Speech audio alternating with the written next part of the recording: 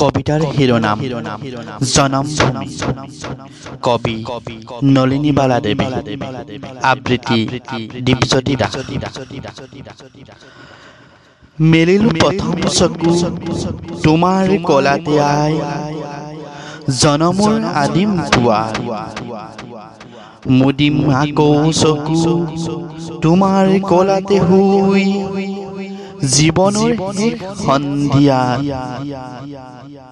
মৰাৰ পিছতো যেন পাওহি আকৌ ঠাই চেনেহৰ শীতলী কলা ভাগৰুৱা আত্মাই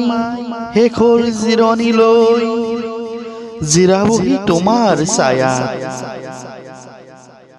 পখী হৈ আকাশৰ বুকুত ফুৰিম উৰি বাহলম ওখ বিৰিখ পুৱতিৰ লগে লগে জগাম তোমাক নিতে বনৰীয়া সুৱদী গীত আকাশৰ তৰা হৈ ৰহ লাগি চাম ৰৈ সেউজীয়া শুৱনি জেউতি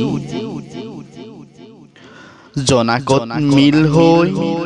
বিমান পথত ৰৈ উৰে ৰাতি কৰিম আৰতি হিমালয় পৰ্বতৰ শুকুলা টিঙত গৈ ফুলিৰম মানসী বিলত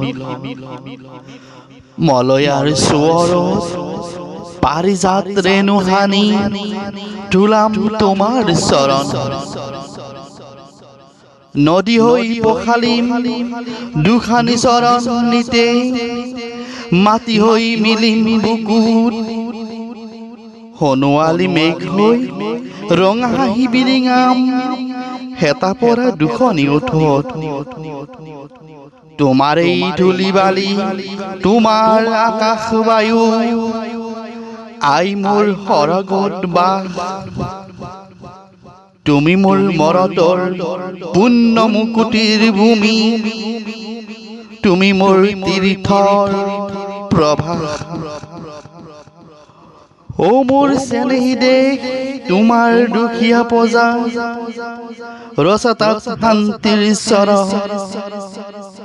ক'ত পাম এনে প্ৰতি সৰল প্ৰাণৰ ভাষা সেৱাৰ মহিমা মৈতে দুখীয়াৰ ভগা প্ৰজা একোখনি তীৰ্থতাত একেখনি পুণ্যৰ আশ্ৰম